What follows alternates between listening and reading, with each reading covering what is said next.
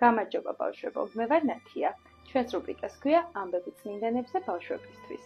დღეს ჩვენ გიჩვენებთ და გიამბობთ ერთ პატარა ზღაპრად ქცეულ ნამდვილ ამბავს წმინდა ნიკოლოზის შესახებ.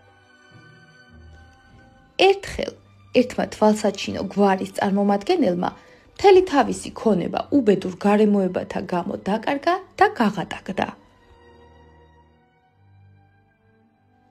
მას 3 ქალიშვილი ჰყავდა, სილამაზით გამორჩეულნი. მამამ გადაწყვიტა ქალიშვილების უბიწყოება ლუკმა პურის საშოვნელად გამოეყენებინა. უკვე რა მზად იყო ამის გასაკეთებლად, შუაღამისას წმინდა ნიკოლოზმა ფანჯრიდან ოქროთი სავსე ქისა შეუგდო ოთახში.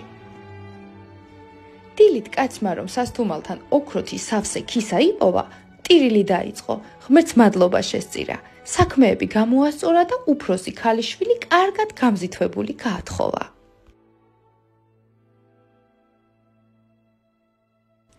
ეს რომ წმინდა ნიკოლოზმა გაიგო, გახარებულმა გადაწყვიტა მეორე ქალიშვილის ბედიც ასე მოეწყო.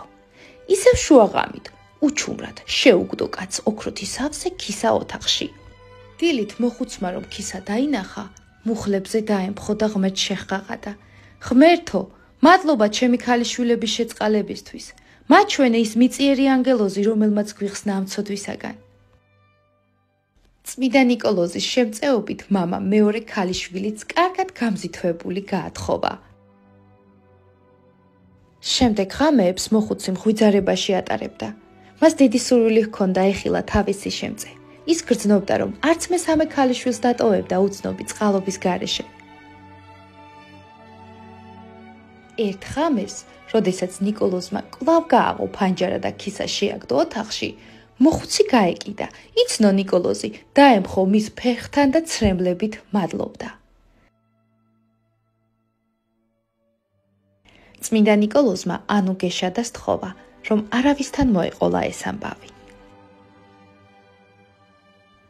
ბავშვებო, თქვენი აზრით, რატომ სთხოვა წმინდა ნიკოლოზმა მამას, რომ ეს ამბავი არავისთან ეთქვა?